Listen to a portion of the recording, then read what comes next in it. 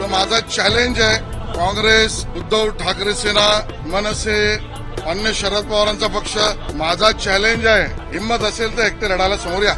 आज भारतीय जनता पक्षाचं महाराष्ट्र प्रदेशाचं परिषद व अधिवेशन ही आमची संघटनात्मक एक एक टप्पा पुढे जाण्याचा आमचा कार्यक्रम आहे. ज्यांच्याकडे संघटना आहे ते संघटनात्मक कार्यक्रम करतात. भारतीय जनता पक्ष हा संघटनात्मक कामावर चालणारा पक्ष आहे.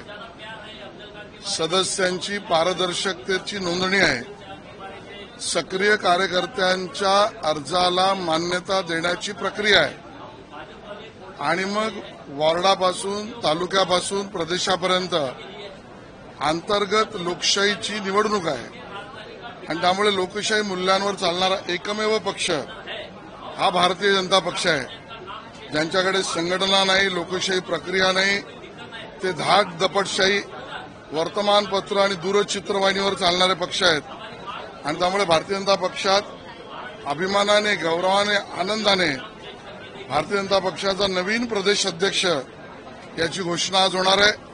आणि मग प्रदेश अध्यक्ष पुढच्या काळामध्ये काय कार्यक्रम करणार याची सुद्धा घोषणा त्या ठिकाणी होईल. परंतु मुंबई महानगरपालिकेच्या निवडणुकीच्या पार्श्वभूमीवर मुंबई अध्यक्ष सुद्धा बदलतील अशी शक्यता होती. परंतु आता असं कळत आहे की तुमच्याचकडे हा कार्यभार पुढचा काही कालावधी महापालिकेच्या निवडणुका होईपर्यंत राहील. हे मला तुमच्याकडूनच कळतंय. भाजपची कार्यपद्धती स्पष्ट आहे. प्रत्येक कार्यकर्त्याला संधी, सामूहिक नेतृत्व. त्यामुळे प्रदेशाबरोबर माझीही टर्म संपलेली आहे. नवीन मुंबई अध्यक्ष केंद्र आणि भारतीय जनता पार्टी महाराष्ट्र मिळून लवकरच घोषित करेल. तो आमचा सगळ्यांचा निर्णय असेल. महापालिकेच्या निवडणुकीसाठी अवघे काही महिने शिल्लक असताना नवीन व्यक्तीवर ही जबाबदारी दिली तर त्याचा परिणाम निवडणुकीवर होऊ शकतो असं बोललं जात आहे. असं आम्ही मानत नाही. याचं कारण भारतीय जनता पक्षाकडे क्षमतावान कार्यकर्त्यांची मोठी फौज आहे. अन्य पक्ष हे व्यक्ती केंद्रित आहेत.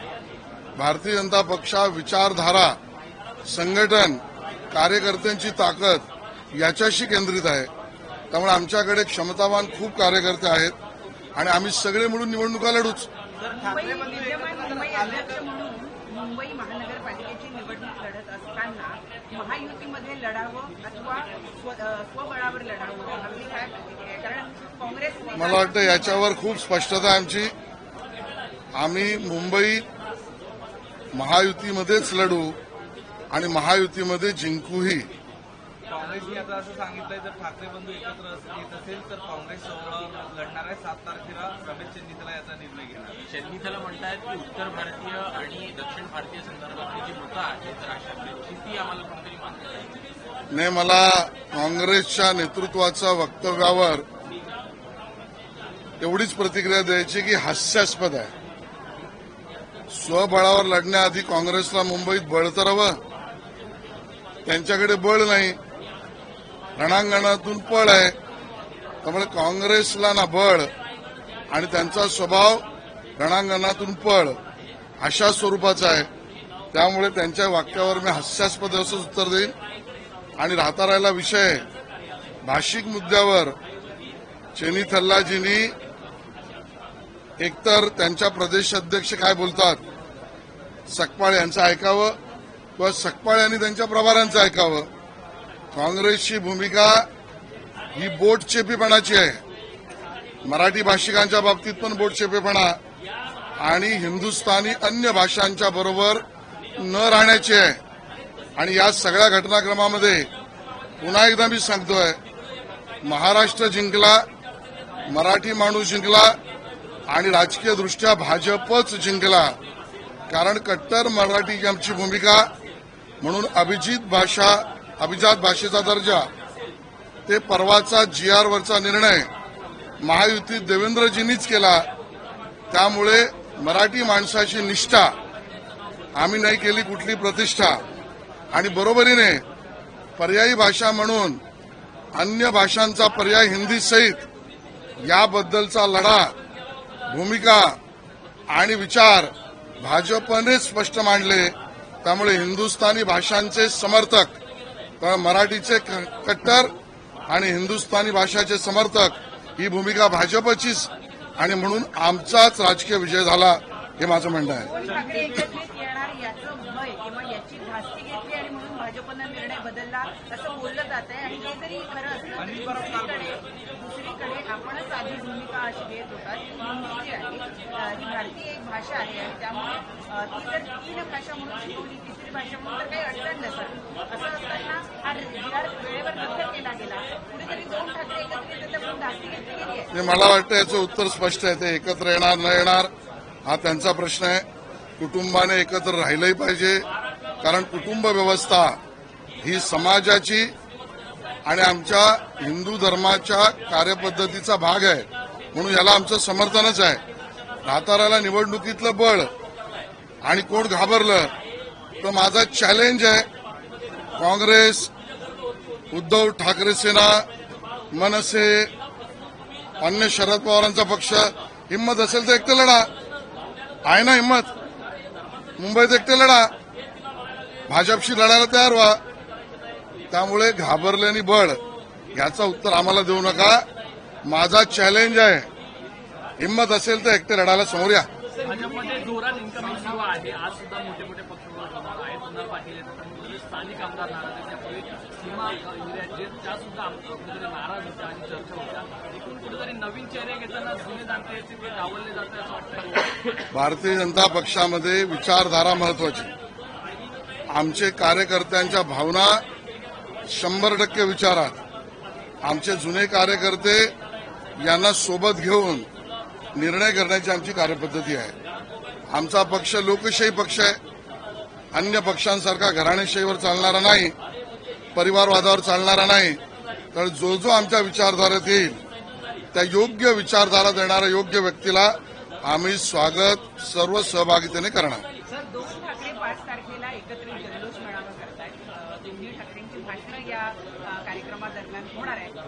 तुम्हाला काय वाटतं, कोणाचं भाषण उत्तम असेल? तुम्ही ही दोन्ही भाषणं ऐकाल का? मला असं वाटतं की यांची भाषणं होतील, नाही होतील, एकत्र होतील, एका विचारावर होतील, याच्यावर प्रतिक्रिया देण्याचा आमचा अधिकार काय? त्यांचा पक्ष आहे, त्यांचे नेते आहेत, त्यांचे प्रमुख आहेत, त्यांनी भूमिका घ्याव्या. आणि जल्लोष करायचा असेल तर त्या दोघांना एवढंच म्हणेन की ज्यांनी या जी.आर.वर मराठी माणसाची निष्ठेची भूमिका घेतली त्या देवेंद्रजींचं अभिनंदन जरूर करावं. तिकडे कद्रूपणा करू नये, तेवढा भाषणात उल्लेख जरूर करावा. राष्ट्रीय शेतकरी दिवस ज्या आहे. प्रकारे आता उद्धव ठाकरे, राज ठाकरे कुठल्या तरी मुद्द्यावरनं एकत्र येत असेल, ते मुद्द्यासाठी येत असेल किंवा मंचावर, मात्र नारायण राणेंनी एक पोस्ट लिहिली आहे उद्धव ठाकरे यांच्याबद्दल. उद्धव ठाकरे यांनीच राज ठाकरेंना छळलं होतं. बघा, त्यावेळेपासून नारायण राणे त्या पक्षात होते. त्यांचे संपर्क, संबंध आणि व्यक्तिगत नाती सुद्धा होती. त्यामुळे त्यांनीच या विषयावर बोलणं सोयीचं आहे. बाकी सार्वजनिक माध्यमांमध्ये ज्या घटना आहेत त्या तुम्हालाही माहिती आहे. मला असं वाटतं त्या दोघांनी एकत्र येणं न येणं, कुटुंबाने एकत्र येणं हा सर्वस्वी त्यांचा प्रश्न आहे. याच्यावर आज आम्ही प्रतिक्रिया देत नाही. शेतकरी अडचणीत आहे सर. मराठी झालं. शेतकरी आज राष्ट्रीय शेतकरी दिवस आहे. मात्र शेतकरी अडचणीत 21,000 कोटींची थकबाकी आहे. 20 लाख शेतकऱ्यांना बँकेचे दरवाजे बंद झालेले आहे. सिव्हिल संदर्भात सरकारने मोठा निर्णय घेतला होता, मात्र कुठे दिलासा अद्याप शेतकऱ्यांना मिळणार नाही असं चित्र पाहिजे. हे सरकार शेतकऱ्यांना समर्पित आहे. हे सरकार शेतकऱ्याच्या अडीअडचणी दूर करण्याचं कार्य करणार आहे. हे सरकार शेतकऱ्याला सुविधा देणार आहे आणि म्हणून सभागृहामध्ये याच्यावर माननीय मुख्यमंत्री आणि कृषी मंत्री त्याची भूमिका स्पष्ट करतील. शक्तीपीठ महामार्गाला 85,000 कोटी रुपयांचा निधी जो आहे तो वर्ग करण्यात आलेला आहे. आज 12 जिल्ह्यातले शेतकरी या महामार्गाच्या विरोधात आंदोलन करत आहेत. विरोधकांनी सुद्धा पायऱ्यांवर आंदोलन केलेलं आहे. शक्तीपीठ महामार्गाच्या माध्यमातून या शासनाला कंत्राटदारांकडून पैसे खायचे आहेत असा आरोप विरोधकांनी केला. मला वाटतं ज्यांना विकासाचा मार्ग माहीत नाही, ज्यांना विकासाच्या मार्गावरच्या नवनवीन कल्पना सुचत नाही, ज्यांना विकासाच्या महामार्गातली शक्ती राज्याला बळ देणार आहे हे ज्यांच्या गावात नाही, ते असे एका अर्थाने बेताल्लुक असे आरोप करतात. यांच्या आरोपात काही तथ्य नाही. महाराष्ट्राचं हित आणि महाराष्ट्रातल्या शेतकऱ्यांसहित उद्याचं भविष्य याच्यावर काम करणारं मानवतावादी चेहऱ्याचं सरकार हेच देवेंद्रजी, एकनाथ शिंदे आणि अजितदादांचं सरकार आहे. है कि जिस तरह से एमएनएस से जिस तरह से शिवसेना से चला रही है, कांग्रेस कहीं ना कहीं दूर जा रही है, एमपीए में पीठ पड़ती नजर आ रही है। तब दिल्ली में कांग्रेस नेताओं ने राय दी कि एमएनएस की भूमिका है उसके बाद की होगी, तो ऐसे में अकेले चुनाव लड़ा जाए। कांग्रेस के प्रभारी जी का स्टेटमेंट पढ़ने के बाद मुझे इतना ही लगा कि ये महाराष्ट्र की चलने वाली हमारी हास्य जत्रा है, क्योंकि खुद के ताकत पर लड़ने के लिए कांग्रेस को मुंबई में ताकत तो होनी चाहिए। जिनको खुद की ताकत ही नहीं, वो लोग खुद के ताकत पर लड़ने की बात कर रहे हैं। और इसके लिए इसका मैं प्रतिक्रिया इतना ही दूंगा कि ये सिर्फ हंसकर उड़ाने वाला स्टेटमेंट है। और मैं चैलेंज भी करूंगा, मुंबई में अगर इतनी ताकत कोई भी दल में, वो कांग्रेस हो, शरद पवार जी का दल हो, उबाटा शिवसेना हो, मनसे हो, सपा हो, बसपा हो, तो अकेले चुनाव में लड़ने की हिम्मत है तो सामने आए। ये चैलेंज है, ये अकेले लड़ नहीं सकते क्योंकि ये दुर्बल है, इतना ही मैं कहूंगा। आप लोग अलायंस पे लड़ेंगे, महायुति में लड़ेंगे? मुंबई में हम महायुति में लड़ेंगे और सेवा में मुंबई का महापौर महायुति का होगा।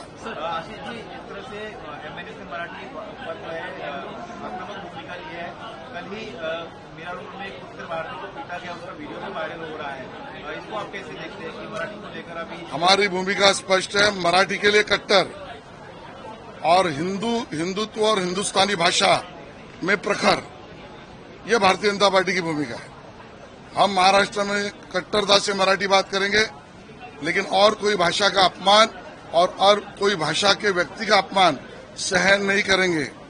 कोई भी कानून हाथ में ले, ये सरकार मान्य नहीं करेगी। काँग्रेसचे प्रदेशाध्यक्ष हर्षवर्धन सपकाळ यांनी मुख्यमंत्र्यांची तुलना गौरववादी औरंगजेबाशी केली आहे. मला वाटतं ज्यांचा आजपर्यंत भूगोल आणि नागरिकशास्त्र कच्चा होता, त्या दुर्दैवाने हर्षवर्धनजींचा आता पुराण आणि इतिहास सुद्धा कच्चाच आहे असं म्हणावं लागेल.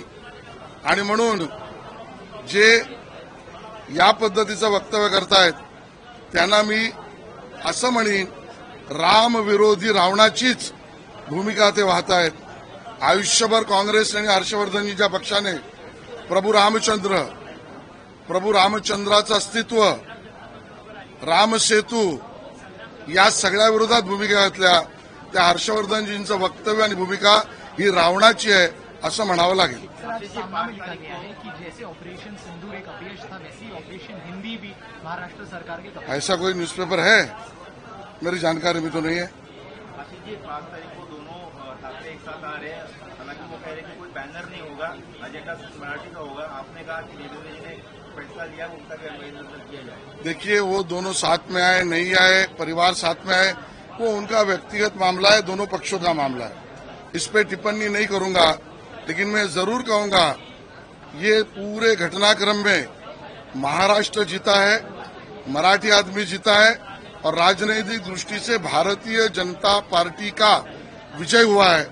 क्योंकि कट्टर मराठी इस नाते मराठी भाषा को अभिजात भाषा का दर्जा से लेकर इस जीआर से पैदा होने वाली जो भी भ्रांति है उसको दूर करने का निर्णय ये महायुति ने, देवेंद्र जी ने किया। ये हमारी कट्टर मराठी भाषा की भूमिका और हिंदुस्तानी भाषा ये पर्यायी भाषा होनी चाहिए, इसमें भी हम अंत तक ठाम है। ये हमारी हिंदुस्तानी, हिंदुत्व और हिंदू इस विषय में प्रखर भूमिका और इसके नाते विजय हमारा हुआ। अब दोनों भाषण क्या करेंगे उनका सवाल है, लेकिन अगर वो प्रामाणिक है तो अपने भाषण में देवेंद्र जी का अभिनंदन उनको करना ही पड़ेगा। निर्णय उन्होंने किया, ये मन का कद्रूपन वो ना करें। आशीष जी, विपक्ष ने विरोध प्रदर्शन किया सीढ़ियों पर और सरकार को गजनी कहा कि सरकार ने वादे किए लेकिन सरकार भूल गई। मुझे लगता है जो जीवन भर प्रिंटिंग मिस्टेक की राजनीति करते रहे उनके बुद्धिमत्ता में अभी बेसिक मिस्टेक हुई है और इसके लिए बेतुका बयान वो कर रहे हैं।